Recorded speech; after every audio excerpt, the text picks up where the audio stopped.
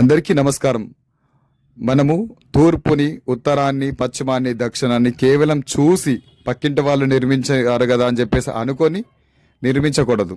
ప్రతి ప్లాట్ మధ్యలో లేదా నిర్మించబడిన ప్రతి నిర్మాణం యొక్క మధ్యలోకి వెళ్ళి కాంపాస్ని ఇన్పుట్ చేసినప్పుడు, కాంపాస్ పొజిషన్ తీసుకున్నప్పుడు, దిక్సూచి యొక్క మార్కౌట్ని తీసుకున్నప్పుడు ఎన్ని డిగ్రీలకు తిరిగి ఉంది, అసలు డిగ్రీలలో వాస్తు అంటే ఏమిటి, ఎన్ని డిగ్రీలు తిరిగితే ఏ వైపుగా ఎలాంటి నిర్మాణాలు చేయాలి, ఇలాంటి లోతైనటువంటి పరిశీలన, లోతైనటువంటి విశ్లేషణ ఈ బిల్డింగ్లో చేయడం జరిగింది.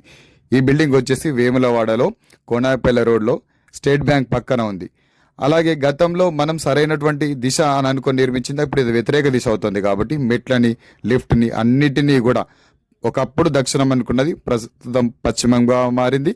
ఈ పశ్చిమ దిశలోకి ఇవన్నీ కూడా మార్పులు చేర్పులు చేస్తూ, అలాగే బిల్డింగ్ని మళ్ళీ పాత కాంక్రీట్కి కొత్త కాంక్రీట్, పాత స్లాబ్కి మళ్ళీ కొత్త స్లాబ్, పాత పిల్లర్కి కొత్త బీమ్ కనెక్టివిటీ చేయడం, ఇదంతా స్ట్రక్చరల్ ఇంజనీర్ యొక్క హెల్ప్ తోటి సరైనటువంటి కెమికల్ పారామీటర్స్ వాడుతూ పూర్తి స్థాయిలో ఇటు వాస్తుని, ఇటు స్ట్రక్చరల్ కంట్రోల్, ఇంకా స్ట్రక్చరల్ రిపేరింగ్ యొక్క సిస్టమ్ని కూడా ఫాలో అవుతూ మనం పనిచేయడం జరిగింది. గృహలక్ష్మి భవన నిర్మాణ రంగంలో రెనోవేషన్, మాడిఫికేషన్ విషయంలో కూడా